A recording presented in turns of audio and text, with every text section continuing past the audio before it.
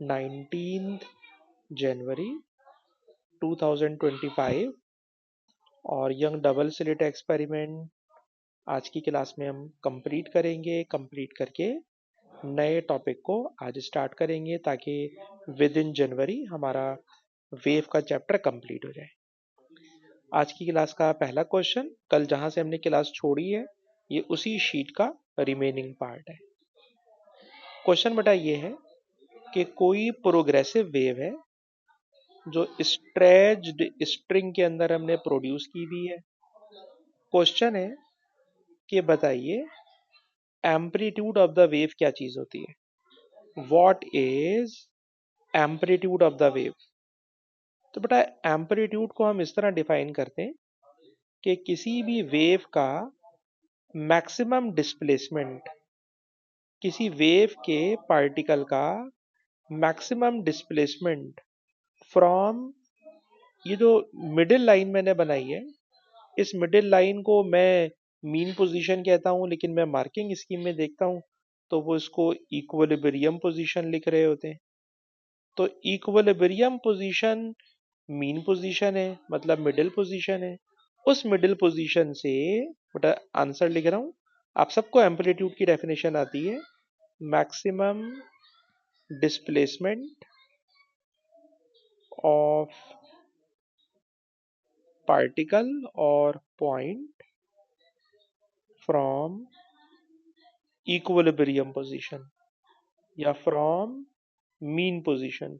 Mean position या equilibrium position central position को कहते हैं। तो फर्स्ट पार्ट तो बिल्कुल ही बचकाना सा था। सेकंड पार्ट पे आ जाए। सेकंड पार्ट बेटा ये है कि लाइट है, इसकी वेवलेंथ आपको बता दी है। आपसे पूछ रहे हैं बताइए इस वेव का टाइम पीरियड कितना है, और ये 3 मार्क क्वेश्चन है। तो फिर मैं आपसे कह रहा हूँ कि क्वेश्चन का first part second part usually बहुत आसान होता है, फिर क्वेश्चन को मुश्किल करते करते वो अपनी इंतहा पे लेके चले जाते हैं। तो इस क्वेश्चन के अंदर भी क्वेश्चन का जो फर्स्ट पार्ट है कि एम्पलीट्यूड डिफाइन करें, बड़ी सिंपल डेफिनेशन, मैक्सिमम डिस्प्लेसमेंट होता है एम्पलीट्यूड। पूछ रहे हैं टाइम पीरियड बताएं। तो आपको पता है स्पीड ऑफ वेव फ्रीक्वेंसी और वेवलेंथ का प्रोडक्ट होती है, और अगर इलेक्ट्रोमैग्नेटिक वेव की बात कर रहे हो तो v के बजाय c लिखते हैं। c का मतलब होता है speed of light in air, value होती है 3 एक्सपोनेंट 8। फ्रीक्वेंसी को टाइम पीरियड से रिप्लेस कर सकता हूँ 1 अपॉन टाइम। वेवलेंथ दी हुई है 690 नैनोमीटर। नैनोमीटर है तो एक्सपोनेंट -9 लिखा, आराम से टाइम पीरियड निकाल लेंगे। तो इसमें भी कोई खास बात नहीं है, मैं इसको कैलकुलेट नहीं कर रहा, नीचे मार्किंग स्कीम लगी हुई है। और अब मेरे ख्याल में हमारा असली सवाल शुरू हो गया है। It is the main question that is called double slit experiment. इस डबल स्लिट एक्सपेरिमेंट में हमें 2 स्लिट्स दे रहे हैं, स्लिट नंबर 1, स्लिट नंबर 2। दोनों की बिटवीन की सेपरेशन स्मॉल a, d होता है स्क्रीन का डिस्टेंस। ठीक है, यहाँ पे आपको पता है फ्रिंजेस बनती हैं, और उन फ्रिंजेस की स्पेसिंग को, फ्रिंजेस के बिटवीन स्पेसिंग को x के सिंबल से डिनोट करते हैं। कह रहे हैं अगर आप इस फॉर्मूले में देखें तो x is equal to lambda D over A. ये फॉर्मूला हम लोग कल से पढ़ रहे हैं, लास्ट क्लास से पढ़ रहे हैं, फॉर्मूला में आता है। इस फॉर्मूले में क्वेश्चन क्या है सर? क्वेश्चन ये है, इसमें कोई न्यूमेरिकल वैल्यू नहीं दी हुई। क्वेश्चन ये है कि आप एक एक्सप्रेशन लिखें, उस एक्सप्रेशन में आपने कैलकुलेट करना है सेपरेशन ए, यानी आपने सब्जेक्ट बनाना है ए को, ए को सब्जेक्ट बनाना है। ठीक है, ए को सब्जेक्ट बना लेंगे, लेकिन कह रहे हैं ए को सब्जेक्ट बनाए और उसमें इस ग्राफ के ग्रेडियंट को कैपिटल जी लिखिएगा। तो क्या आपको याद है कि जब मैं कल क्लास कर रहा था तो कल की क्लास करते वक्त मैंने आपसे कहा था कि किसी भी लाइन का ग्रेडियंट निकालना हो तो ग्रेडियंट होता है वो क्वांटिटी जो वाई एक्सिस पर हो डिवाइडेड बाय वो क्वांटिटी जो एक्स एक्सिस पर हो। It is called gradient. कह रहे हैं ग्रेडियंट को कैपिटल जी से डिनोट कीजिए, मैंने कैपिटल जी लिख दिया। अब इस ग्राफ में देखिए वाई एक्सिस पर क्या है। सर वाई एक्सिस पर एक्स है। सर एक्स होता क्या है भाई, हम डबल स्लिट एक्सपेरिमेंट पढ़ रहे हैं, हमें पता है इस एक्स का नाम होता है फ्रिंज स्पेसिंग। तो एक्स है, एक्स वेरिएबल है और ये वाई एक्सिस पर मौजूद है। सर एक्स एक्सिस पर क्या है, एक्स एक्सिस पे कैपिटल डी है। तो कहना ये चाहता हूं कि x upon D it is gradient, x upon D it is gradient. तो अगर मैं अपनी मेन इक्वेशन में वापस आ जाऊं और यहां पे कहूं x upon D is equals to lambda upon A, ठीक है, x upon D is equals to lambda upon A, और ये जो x अपॉन डी है sir it is gradient, x upon D it is gradient, gradient is equals to lambda upon A. अब आपको अगर ए calculate करना है तो बेटा ए को सब्जेक्ट बना लें।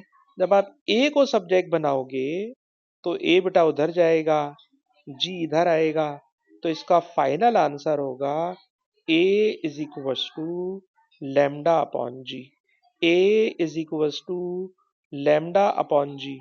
क्वेश्चन था कि जनाब ए के लिए आपने एक्सप्रेशन लिखना है और वो एक्सप्रेशन जी और लेमडा की फॉर्म में होना चाहिए।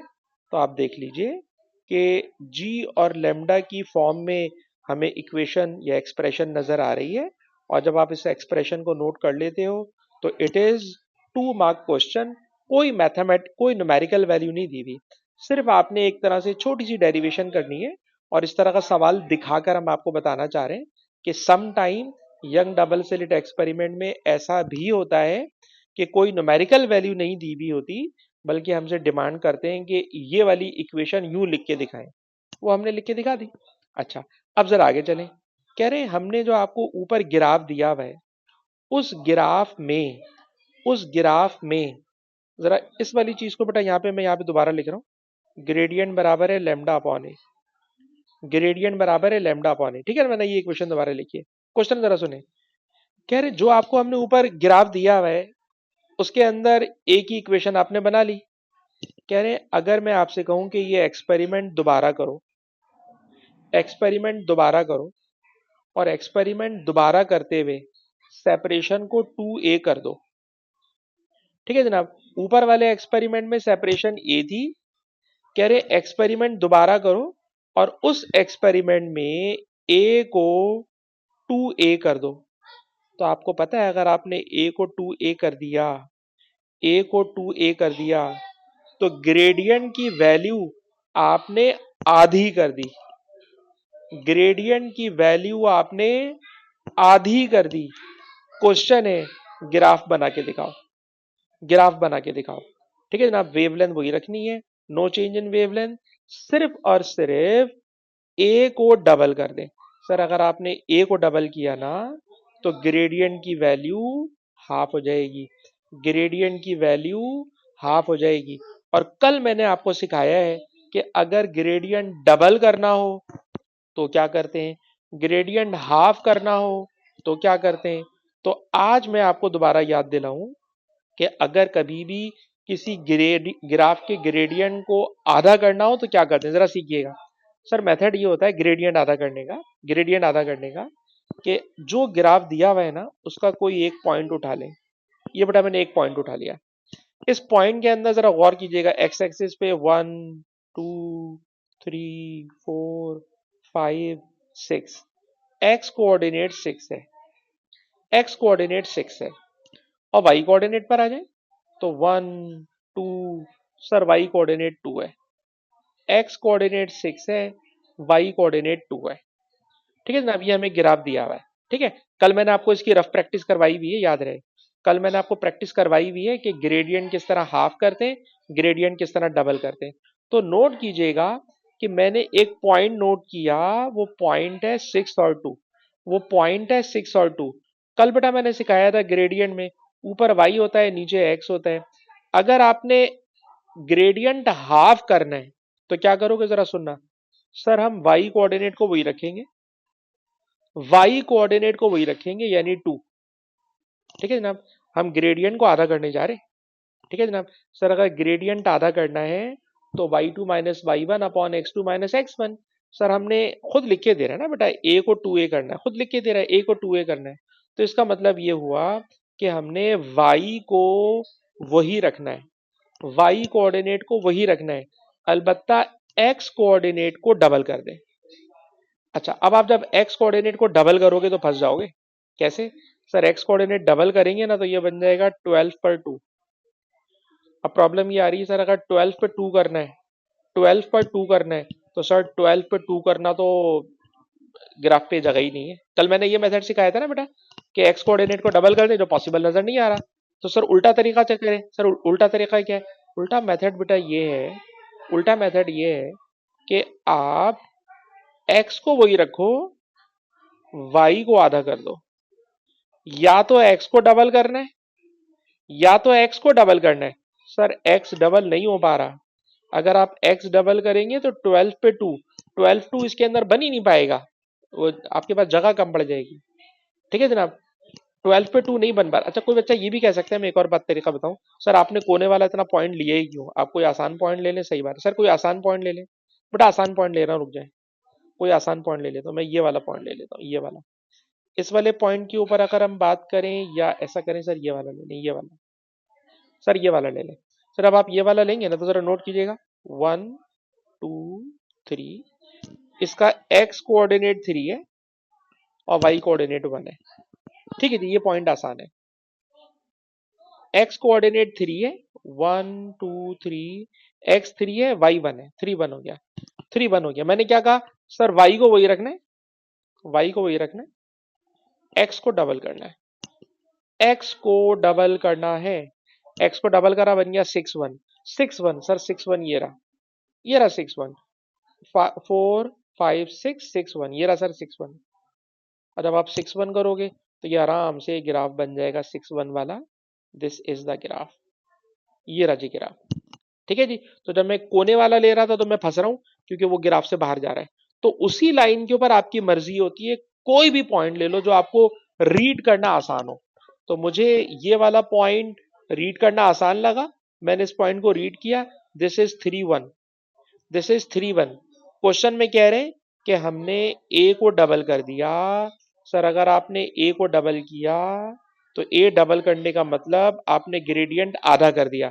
ग्रेडियंट आधा करने के लिए क्या सिखा रहा हूं कि हम y कोऑर्डिनेट को वही रख रहे हैं, x कोऑर्डिनेट को डबल करा रहे हैं। तो 3 से वो बन गया 6, तो पॉइंट बन गया 6 1, और 6 1 पे मैंने आराम से इसको ज्वाइन कर दिया, ये लाइन बन गई। और ताहा क्योंकि बायोलॉजी के स्टूडेंट है, मेडिकल के स्टूडेंट है, तो हम इनसे पूछना चाहेंगे, क्या आपको बेटा मेरी ये बात समझ में आई है? एक दफा और समझाऊं बेटा। ताहा, अच्छा बेटा खौला, आप भी बायो के स्टूडेंट है, क्या आपको बेटा ये बात समझ में आई है? दोबारा समझाऊं खौला? ओके बेटा, तो बेटा बायो के बच्चे के समझ में आ गए तो सबके समझ में आ जाना चाहिए, बाकी सारे बच्चे मैथमेटिक्स वाले हैं। तो ये जनाब मैंने ग्रेडियंट को आधा कर दिया, तो ये पूरा क्वेश्चन कंप्लीट हो गया। इसमें कोई न्यूमेरिकल वैल्यू नहीं है, कोई न्यूमेरिकल वैल्यू नहीं है, और न्यूमेरिकल वैल्यू के बगैर हमने इसको कंप्लीट कर लिया है। ठीक है जी। अच्छा, तो ये क्वेश्चन हो गया खत्म।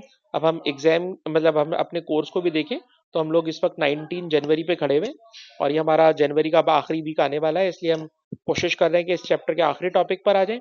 और इस टॉपिक का आखिरी टॉपिक का नाम है डिफ्रैक्शन ग्रेटिंग। सवाल, सर क्या यंग डबल स्लिट पूरा खत्म हो गया है? यस, पूरा खत्म हो गया है। लेकिन मैं आपको एक बात बताऊं कि जो मैंने आपसे कहा था ना कि जितने भी क्वेश्चंस होते हैं, जितने भी क्वेश्चंस होते हैं, उन तमाम क्वेश्चन के अंदर क्वेश्चन का फर्स्ट पार्ट बड़ा आसान होता है, सेकंड पार्ट बड़ा मुश्किल होता है, और मुश्किल करते करते करते आखिरी पार्ट पर इंतहा कर देते हैं, आखिरी पार्ट पे इंतहा कर देते हैं।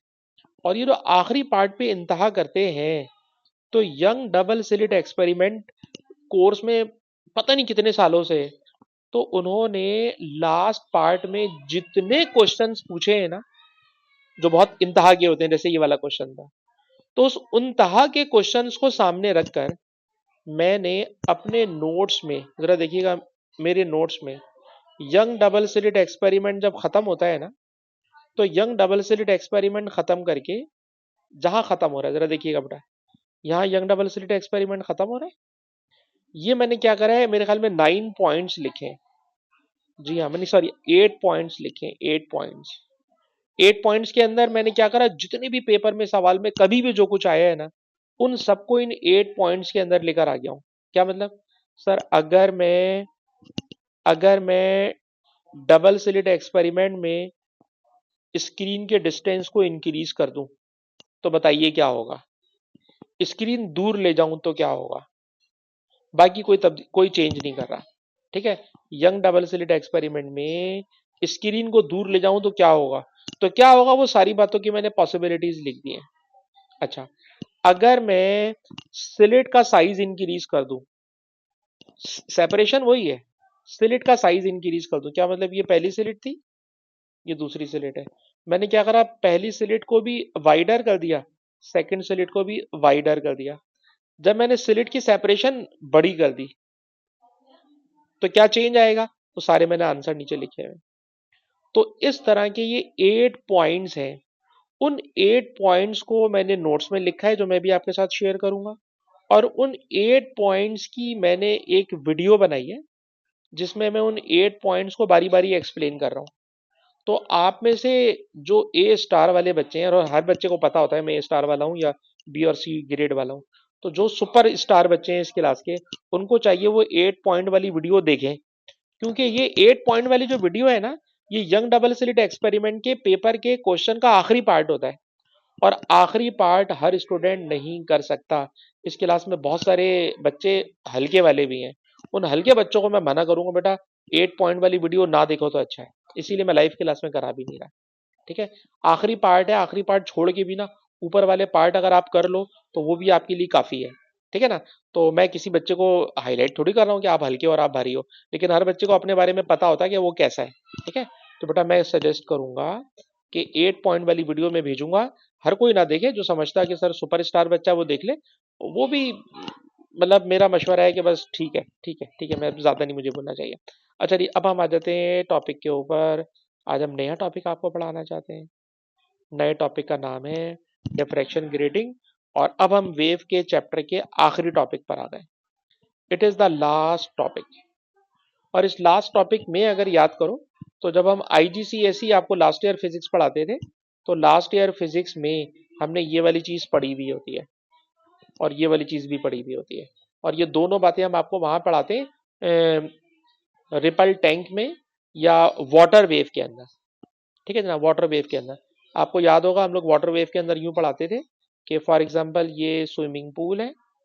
इस स्विमिंग पूल में ये हमने सिंगल स्लिट यहाँ पे रख दी है, सिंगल स्लिट यहाँ रख दी है, और यहाँ पानी के अंदर हमने वेव प्रोड्यूस कर दी। ये जो वेव्स जा रही हैं, ये वेव के वेव फ्रंट्स हैं। जब ये वेव फ्रंट्स इस बैरियर को जाके हिट करते हैं, तो इन दोनों बैरियर के बिटवीन में आप देखिए बहुत नैरो स्लिट है। तो जब वेव्स पास करती हैं किसी नैरो स्लिट से, तो याद रखिएगा सर, वेव फ्रंट जो होते हैं ना सर, वो वेव फ्रंट स्प्रेड कर जाते हैं। वेव फ्रंट्स स्प्रेड कर जाते हैं। ठीक है जनाब, और वेव फ्रंट्स का स्प्रेड कर जाना, इट इज कॉल्ड डिफ्रैक्शन। और मेरे ख्याल में अगर मैं आपको ये वाली एक इसकी वीडियो दिखा दूं, तो मेरे ख्याल में आपको ज्यादा अच्छा समझा सकूंगा।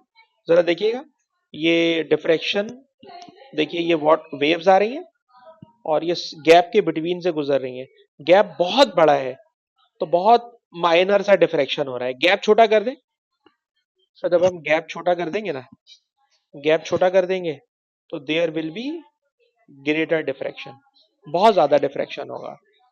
ठीक है, तो खैर ये आपको मैं जो बात याद दिला रहा हूँ, ये हम बचपन में पढ़ते थे आईजीसीएसई में। ठीक है, अच्छा अभी हम डिफ्रैक्शन पढ़ाने में लंबी करने में इंटरेस्टेड नहीं है। हम तो आपको पास पेपर के क्वेश्चन में ले जाना चाहते हैं। और आज की क्लास के टॉपिक का नाम है डिफ्रैक्शन ग्रेटिंग। तो जरा देखते हैं व्हाट इज डिफ्रैक्शन ग्रेटिंग। और हम लाइट का डिफ्रैक्शन पढ़ने जा रहे हैं, तो जरा सुने। कहते हैं अगर आपको लाइट का डिफ्रैक्शन स्टडी करना हो, तो आप एक गिलास की ट्रांसपेरेंट प्लेट लीजिए। गिलास की ट्रांसपेरेंट प्लेट लीजिए। ये प्लेट है। इस प्लेट के ऊपर हम आपको देंगे एक डायमंड का बहुत शार्प ब्लेड। ऐसे समझाने के लिए बोल रहे हैं, हम आपको डायमंड का एक शार्प ब्लेड देंगे और आपसे कहेंगे भाई ऐसा करो बेटा कि इस गिलास की प्लेट के ऊपर रूलर लें और डायमंड के ब्लेड से लाइनें बनाना शुरू कर दें। ये पहली लाइन, ये दूसरी लाइन, ये तीसरी लाइन, इसके ऊपर लाइनें बनाना शुरू कर दें। सारी लाइनें पैरेलल होना चाहिए, सारी लाइनों के बिटवीन का गैप सेम होना चाहिए। तो lines are parallel and equally spaced. Lines are parallel and equally spaced. ठीक है जनाब, it is called diffraction grading. अच्छा सर, कितनी लाइनें बनानी है, कितनी लाइनें बनानी है?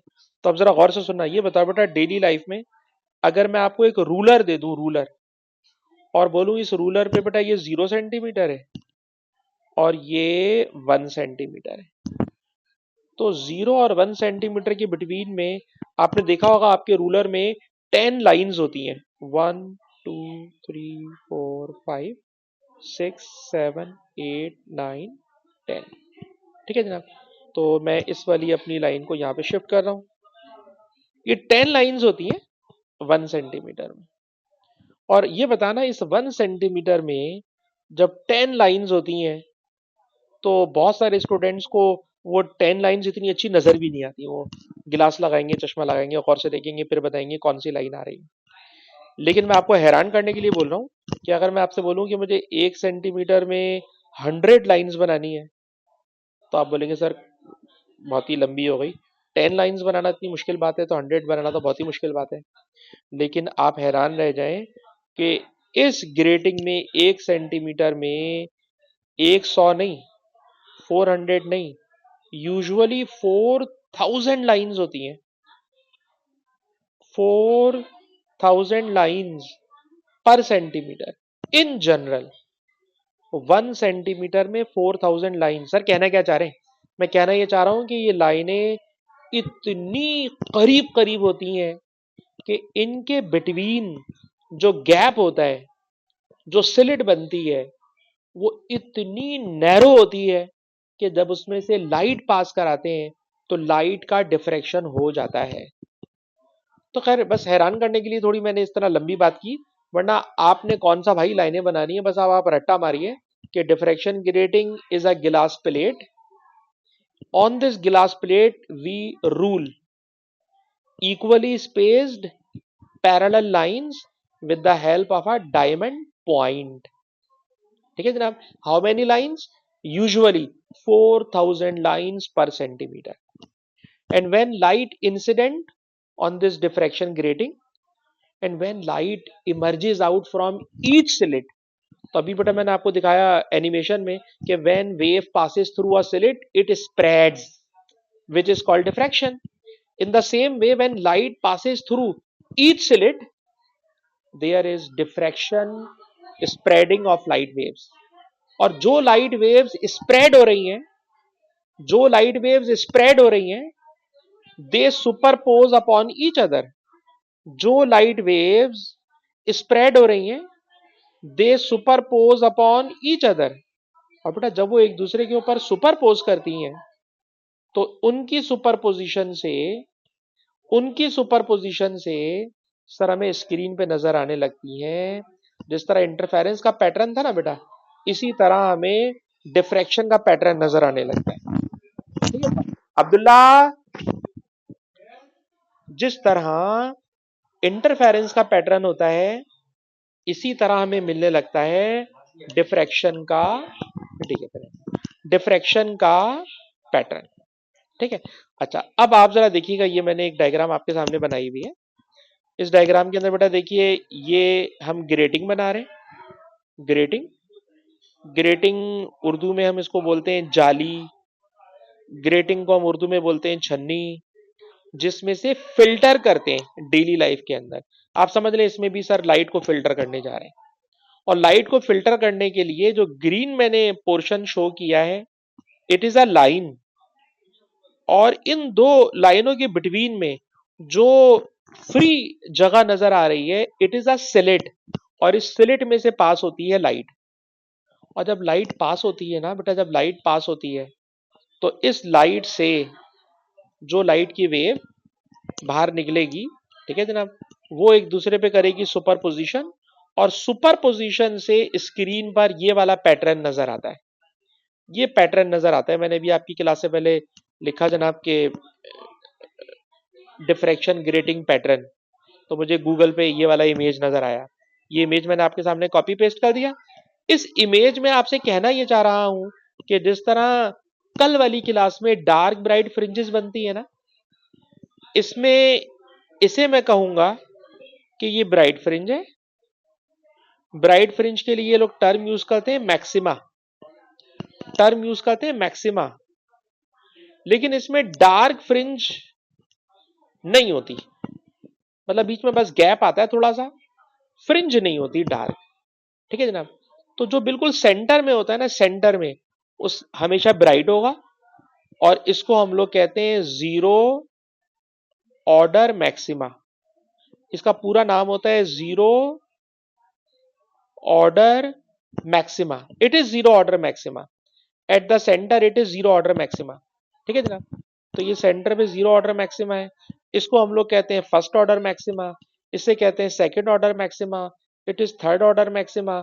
और आप गौर कीजिएगा जैसे जैसे आगे जा रहा हूं वो इतनी डिम होती जा रही है कि मुझे नजर भी नहीं आ रही है इतनी अच्छी, ठीक है। तो खैर ये इट इज कॉल्ड मैक्सिमा। तो आपको याद क्या करना है बेटा, प्लीज ये वाली बात नोट कीजिए। पहली बात कि व्हाट इज डिफ्रैक्शन ग्रेटिंग, बेटा लिखिएगा आज की क्लास को। बेटा आप यहाँ से मेरे ख्याल में मैं आपसे चाह रहा हूँ थोड़े से नोट्स बना लें। जब आपके पास नोट्स बने हुए होंगे तो ऑब्वियसली इस टॉपिक के क्वेश्चंस को सॉल्व करना आपके लिए आसान हो जाएगा। तो बेटा लिखिएगा what is diffraction grating, it is a glass plate, it is a glass plate on which equally spaced parallel lines are ruled with fine diamond point. It is a glass plate on which equally spaced parallel lines are ruled with fine diamond point. ये गिलास plate के ऊपर हमने लाइनें बनाई हुई हैं। ये बेटा गिलास की प्लेट है, इसके ऊपर हम लाइनें बना देते हैं। अब इन लाइनों के बारे में एक और बात बताना चाह रहा हूं। जो हम लाइनें बनाते हैं, इन लाइंस के बिटवीन में, इन लाइंस के बिटवीन में, ठीक है जनाब, स्पेसिंग होती है। बहुत नैरो स्पेसिंग होती है, पर होती है। वो जो नैरो स्पेसिंग होती है ना उनके बिटवीन में, ठीक है जनाब, जो स्पेसिंग होती है नैरो स्पेसिंग बिटवीन में, ठीक है जनाब, उस स्पेसिंग को हम लोग लिखते हैं ग्रेटिंग एलिमेंट। क्या बोलते हैं बेटा, ग्रेटिंग एलिमेंट। ग्रेटिंग एलिमेंट क्या है, लाइंस के बिटवीन की स्पेसिंग। बेटा लिखिएगा ग्रेटिंग एलिमेंट। गिलास प्लेट के ऊपर लाइनें हैं, उन लाइनों के बिटवीन का गैप, ठीक है जनाब, उन लाइनों के बिटवीन का गैप, सही जनाब, उस गैप को बोलते हैं स्पेसिंग ऑफ लाइन। लाइंस के बिटवीन का गैप यूजुअली बोलते हैं ग्रेटिंग एलिमेंट, लेकिन ज्यादा इजी वर्डिंग है स्पेसिंग ऑफ लाइन। लाइंस के बिटवीन की स्पेसिंग, और लाइंस के बिटवीन की स्पेसिंग को इस टॉपिक में स्मॉल डी से बेटा डिनोट करते हैं। और इसका फॉर्मूला कॉपी कीजिएगा। इसका फॉर्मूला होता है लेंथ ऑफ ग्रेटिंग। गिलास प्लेट की लेंथ बता देगा आपको। Length of grating divided by number of lines. Length of grating divided by number of lines. पहले बेटा ये फॉर्मूला कॉपी कर लो, और अगर आप ये फॉर्मूला कॉपी कर चुके हो तो जरा सुनिएगा, एक थोड़ी सी प्रैक्टिस कराना चाह रहा हूं मैं डी कैलकुलेट करने की।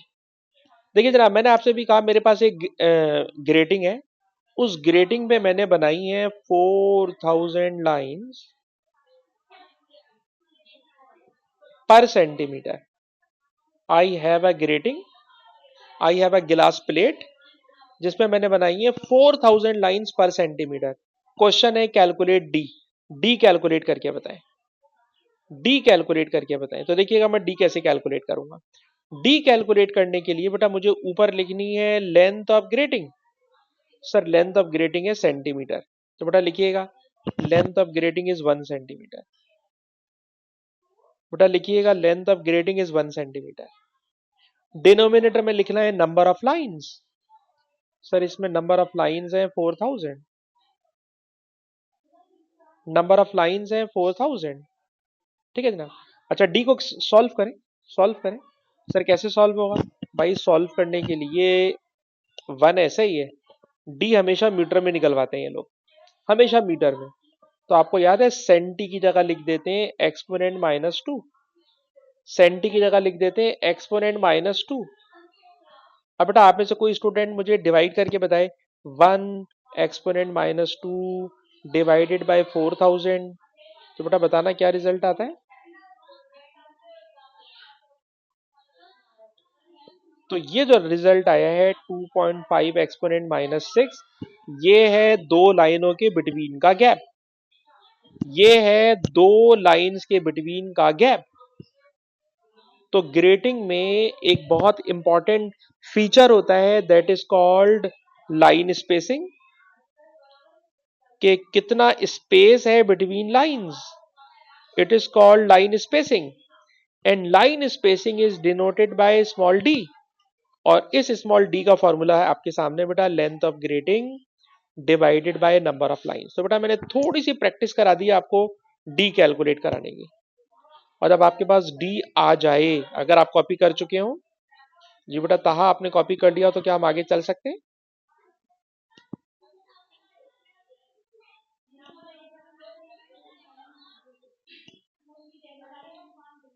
बेटा ताहा अगर आप कॉपी कर चुके हो तो हम आगे चल सकते हैं।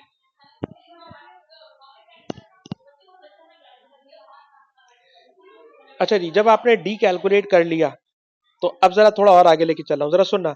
जिस तरह यंग डबल स्लिट एक्सपेरिमेंट में हम आपको दो स्लिट्स शो कराया करते थे, दो स्लिट्स शो कराया करते थे, ग्रेटिंग के सारे क्वेश्चन में देखिएगा वो आपको एक स्लिट शो करा के देंगे, एक स्लिट शो करा के देंगे। ठीक है।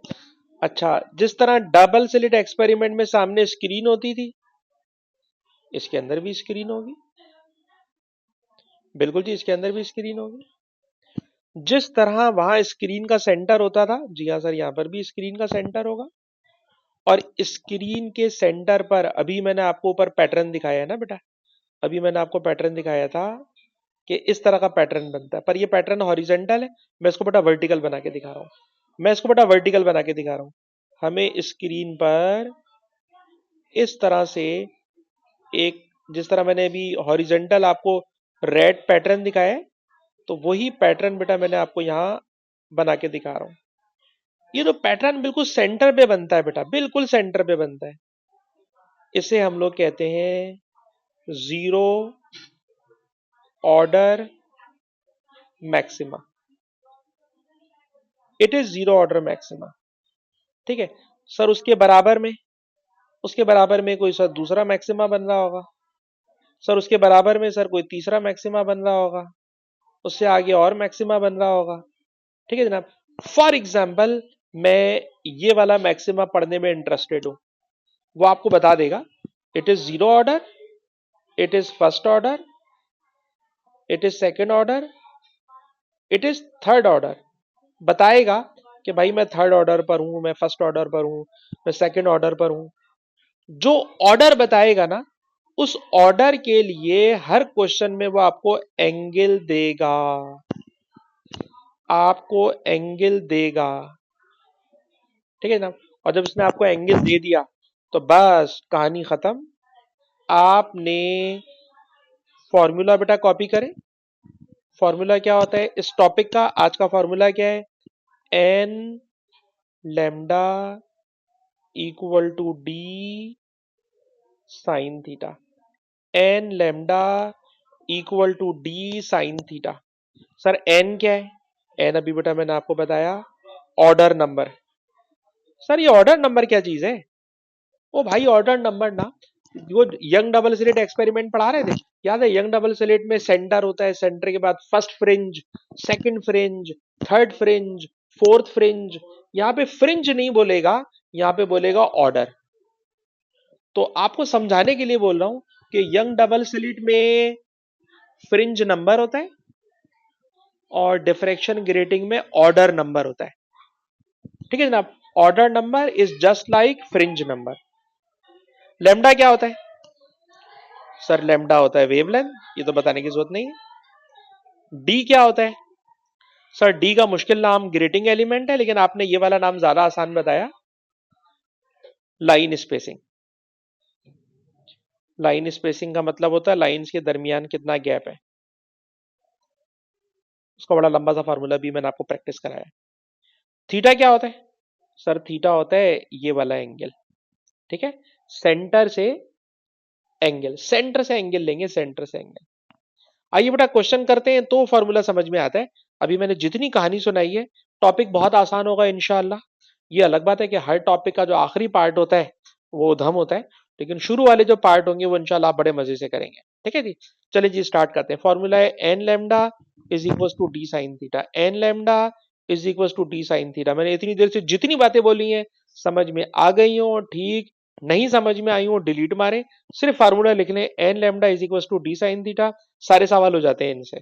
आइए सवाल करते हैं, आइए क्वेश्चन करते हैं। क्वेश्चन नंबर 1, अगर आपके पास रीड एंड राइट की बुक है तो उस बुक का ये क्वेश्चन नंबर 13 है, और रीड एंड राइट की बुक नहीं है तो बेटा आप जरा इस पर आ जाए, नवंबर 20 paper 23, G D superposition unit number 9। ठीक है, नवंबर 20 पेपर 23 क्वेश्चन नंबर 5। ठीक है जी, आप वेरिएंट ढूंढोगे, वेरिएंट में बड़े आराम से आपको मिल जाएगा। अच्छा जी, क्वेश्चन क्या है सर? क्वेश्चन देखिए सर, क्वेश्चन ये है कि दिस इज डिफ्रैक्शन ग्रेटिंग। मान लेते हैं भाई ये डिफ्रैक्शन ग्रेटिंग है। इस डिफ्रैक्शन ग्रेटिंग के सामने कोई स्क्रीन लगी हुई होगी जो उन्होंने नहीं बना के दी है, हम बना देते हैं। ये हमने स्क्रीन बना ली। सर इस स्क्रीन पर जो सेंटर होता है, सर सेंटर को बोलते हैं जीरो ऑर्डर। सेंटर को बोलते हैं जीरो ऑर्डर। और क्वेश्चन जो हमने करना है सर वो करना है फॉर सेकंड ऑर्डर। भाई जब वो सेकंड ऑर्डर बोल रहे हैं ना तो इसका आसान मतलब है दूसरी ब्राइट फ्रिंज, और सेकंड ऑर्डर का मतलब n equal to two. N equal to two. ठीक है, अब क्वेश्चन में क्या पूछ रहा है उसको साइड में रखो। अभी पहले बोले सर मुझे फॉर्मूला एक आता है। क्या फॉर्मूला आता है? सर हमें फॉर्मूला आता है d sine theta is equal to n lambda. Sir हमें तो ये फॉर्मूला आता है। ठीक है, अब इस फॉर्मूले में बेटा सारी वैल्यूज पुट करते चले जाओ, खुद ब खुद ही सवाल समझ में आना शुरू हो जाएगा। क्वेश्चन में पढ़ो क्या लिखा हुआ है, बल्कि किसी बच्चे को शामिल करना चाहूंगा। बेटा साद तौकीर, आप बहुत दिनों के बाद आए। साद अब्बासी, साद भाई जरा माइक्रोफोन खोलेंगे। हाँ, साद बेटा अभी जितनी मैंने पढ़ाई की क्लास मुझे पता है आप पकड़ लेते हैं फौरन छुट्टी करके भी। साद बेटा लिखा हुआ है ग्रेटिंग हैज लाइन स्पेसिंग इतनी। तो लाइन स्पेसिंग का क्या मतलब है? इसमें से ये d sine theta equal to n lambda में से लाइन स्पेसिंग क्या चीज है? डी है। लाइन स्पेसिंग होता है sir D 3.4 exponent minus 6। D होता है 3.4 एक्सपोनेंट माइनस 6। फिर लिखा हुआ है साइन थीटा। साथ बेटा आप ही बताओ थीटा कितना लेंगे? 16 डिग्री लेंगे। अच्छा, कभी कभी कंफ्यूज करने के लिए वो पता क्या करेगा, वो टोटल एंगल दे देगा 32। तो भाई टोटल एंगल नहीं लेते हम लोग, सिर्फ आधा एंगल लेते हैं ऊपर वाला। 16 डिग्री हो गया। Is equal to order number. जी साथ बेटा ऑर्डर नंबर क्या लेंगे? ऑर्डर नंबर 2 लेंगे। ये ऑर्डर नंबर 2 हो गया। लेमडा कैलकुलेट करना। अब आप खुद बताइए इन सवालों में क्या मुश्किल होगा? इंशाल्लाह मुश्किल नहीं लगेगा। फॉर्मूला याद होना चाहिए d sine theta is equal to N lambda. सारी वैल्यूज दी भी होंगी, कोई एक अननोन वेरिएबल जो होगा जो आपको कैलकुलेट करना होगा, और अननोन वेरिएबल हमें उमर फौरन कैलकुलेट करके बताते हैं। उमर बेटा हमारी हेल्प कीजिए, हमें बताइए क्या रिजल्ट आ रहा है।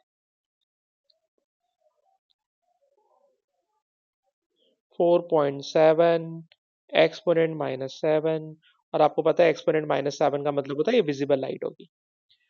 ठीक है ना, अब तो ये विजिबल लाइट है और मेरे ख्याल में वॉयलेट लाइट है। खैर 4.7 एक्सपोनेंट -7, सवाल खत्म। लेकिन सर क्वेश्चन का आखिरी पार्ट, हाँ जी आखिरी पार्ट के अंदर तो सर हमें तंग करेगा। क्या तंग करेगा? तो आखिरी पार्ट के अंदर समझाने के लिए मैं कुछ कहने जा रहा हूँ, लेकिन अगर ये सारा कॉपी हो गया तो सर आखिरी पार्ट में क्या समझाना चाह रहे हैं? कोई नई बात? हाँ यार, एक थोड़ी सी नई बात मुझे करना पड़ेगी। वो नई बात बेटा ये है कि हम आपको पढ़ाते वक्त बड़े मजे से स्क्रीन जो मैंने रेड कलर की बनाई है अभी इस क्वेश्चन में, प्रैक्टिकली स्क्रीन ऐसी सीधी नहीं होती। पता है स्क्रीन में ये क्या करते हैं? सर स्क्रीन जो होती है ना, स्क्रीन ये ग्रेटिंग है, ठीक है, ये ग्रेटिंग है, ठीक। ग्रेटिंग में इनको एक सिंगल स्लिट दिखाना चाहिए। सर ये ग्रेटिंग है, इस ग्रेटिंग के सामने जो स्क्रीन होती है सर, वो स्क्रीन ऐसी नहीं होती।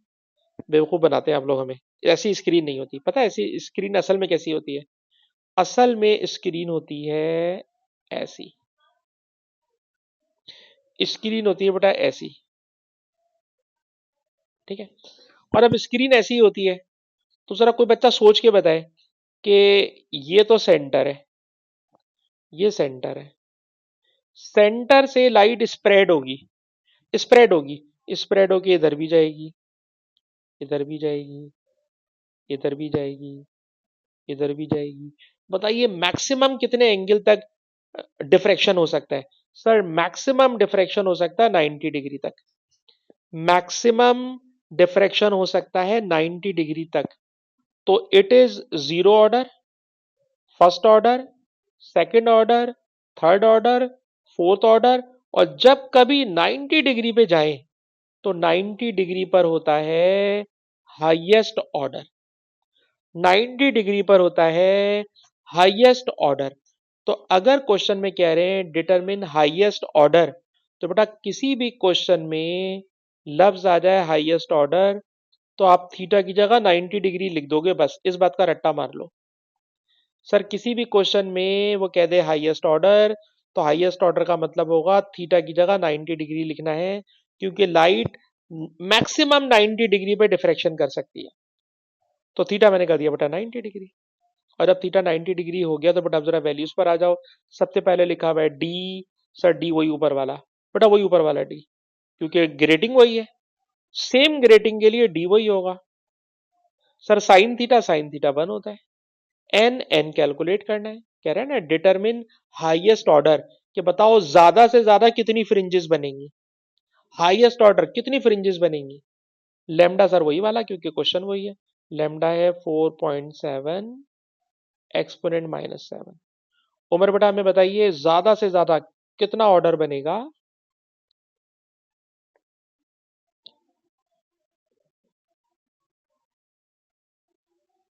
ठीक है जनाब, जाहिर सी बात है बेटा, ऑर्डर नंबर जो होता है ना वो होल नंबर होता है। तो होल नंबर में 7.2, 7.9 भी होता है ना, तो हम लोग 7 लेते हैं, क्योंकि वो फ्रिंज पूरी नहीं हो पा रही होती। ठीक है ना, तो छोटा वाला नंबर ले लेते हैं। तो खैर इसका आंसर बेटा लोगे 7। हाईएस्ट ऑर्डर नंबर का मतलब ज्यादा से ज्यादा कितनी फ्रिंजेस बनेंगी? तो सर इसमें ज्यादा से ज्यादा 7 फ्रिंजेस बनेंगी। इट इज हाईएस्ट ऑर्डर, तो रट्टा मारिए कहीं लिख लें। हाईएस्ट ऑर्डर का मतलब 90 डिग्री। और मैंने आपसे कहा था कि मैं अपने नोट्स के अंदर सारी बातें लिखता हूँ, तो ये नोट्स का ही आज मैंने स्क्रीनशॉट यहाँ मारा हुआ है कि जब कभी लिखा हो ना टू कैलकुलेट मैक्सिमम ऑर्डर, तो मैक्सिमम ऑर्डर के लिए, सर मैक्सिमम ऑर्डर के लिए लिखते हैं साइन 90 डिग्री। ये क्वेश्चन कंप्लीट हो गया, क्वेश्चन कंप्लीट हो गया। हाँ बेटा बोलिए।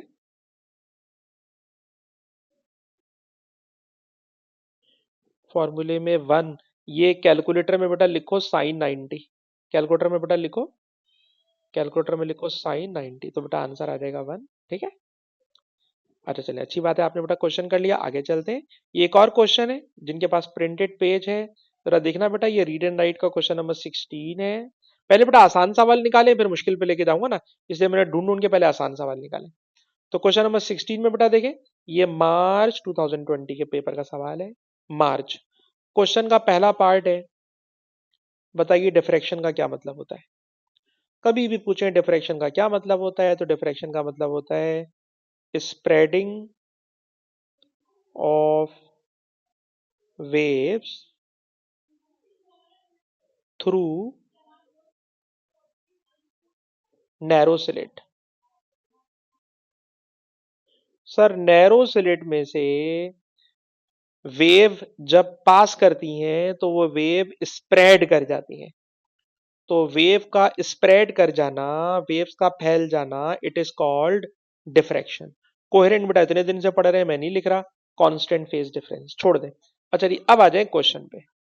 ये बताइए बेटा, जिस क्वेश्चन में आपको लफ्ज नजर आ जाए कि भाई इसमें डिफ्रैक्शन की बात हो रही है, ठीक है, लिखा है थर्ड ऑर्डर डिफ्रैक्शन, तो आप कहें सर मैं सवाल नहीं पढ़ रहा, मेरा दिमाग नहीं खराब करें, सीधा सीधा फार्मूला मारे, d sine theta is equal to N lambda. ठीक है जी, पहले फार्मूला लिखना है, d sine theta is equal to N lambda. ठीक है जी। अब इस क्वेश्चन में पढ़ें, लिखा है calculate D, calculate D, D calculate करना है। पर डी कैलकुलेट करने के लिए मैं फातिमा से पूछूंगा, बेटा फातिमा मुझे बताइए थीटा कितना है फातिमा, थीटा कितना है बेटा फातिमा। जी, अगर आप बच्चे सो रहे होते हैं तो बता देते हैं 68, लेकिन फातिमा माशाल्लाह जाग रही होती हैं। फातिमा ने बताया सर एंगल लेंगे 34 डिग्री, क्योंकि सर जो एंगल होता है वो हमेशा सेंटर से लेते हैं। तो angle is not 68, angle is 34 degree. बेटा फातिमा आप ही हमें बताइए ऑर्डर नंबर क्या लिखूं। ऑर्डर नंबर 3 आ गया। वेवलेंथ क्या लिखूं।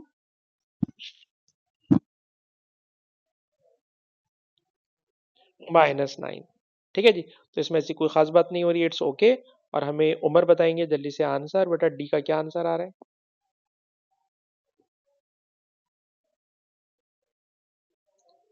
ठीक है जनाब। तो इन क्वेश्चन में फिर आपसे मैं बार बार कह रहा हूँ, बहुत आसान सवाल है, फार्मूला लिखें, फार्मूले में वैल्यूज ढूंढें, फार्मूले में वैल्यूज पुट करें, आंसर आ जाएगा। तो इंशाल्लाह डिफ्रैक्शन की रेटिंग आपके ऊपर भारी नहीं पड़ेगा। अलबत्ता क्वेश्चन का जो आखिरी पार्ट है उसमें कुछ भी खतरनाक बात हो सकती है। जैसे इस क्वेश्चन में देखिए, कह रहे जनाब मैंने रेड लाइट हटा दी, फातिमा आपकी सही सवाल पूरा कराऊंगा। रेड लाइट हटा दी, ब्लू पे चला गया। कल मैं पढ़ा चुका हूं आपको, रेड से ब्लू पे जाए तो उसका मतलब क्या होता है। रेड से ब्लू पे चला गया, इसका क्या मतलब होता है फातिमा, कल की क्लास में हमने आपको पढ़ाया है बेटा। जी, वेवलेंथ मैंने चेंज कर दी। चेंज करने का मतलब इंक्रीज या डिक्रीज, क्या कर दी, डिक्रीज कर दी। हमें पता है सर रेड की वेवलेंथ सबसे बड़ी होती है, अगर आप ब्लू पे चले गए तो आपने वेवलेंथ छोटी कर दी। ठीक है, और जब आपने वेवलेंथ छोटी कर दी तो बताइए थीटा पर क्या फर्क आएगा। बात वही थर्ड ऑर्डर की कर रहे हैं, वही थर्ड ऑर्डर की बात कर रहे हैं, थीटा पे क्या फर्क आएगा। तो जरा सुनिएगा जी, D sine theta is equal to N lambda. ठीक है जनाब। अच्छा एक और बात बता दूं मैं आपको, जो बच्चे मैथमेटिक्स नहीं पढ़ते स्पेशली उनके लिए, कि देखो जो साइन थीटा की वैल्यू होती है ना, साइन थीटा की वैल्यू वो थीटा के साथ डायरेक्टली प्रोपोर्शनल होती है। मतलब थीटा बढ़ेगा तो साइन थीटा की वैल्यू भी बढ़ेगी, 0 डिग्री से लेकर 90 डिग्री तक। और आपके यहाँ फिजिक्स में 90 डिग्री से कभी ऊपर जाता भी नहीं है। अगर थीटा बढ़ाऊंगा तो साइन थीटा भी बढ़ेगा। तो आप कहना ये चाह रहा हूं कि जो बात थीटा के लिए होती है वही बात साइन थीटा के लिए होती है। लेकिन एक उल्टी बात भी सुन लेना, कॉस थीटा में ऐसा नहीं होता। कॉस थीटा में डायरेक्टली नहीं चलता, उल्टा चलता है।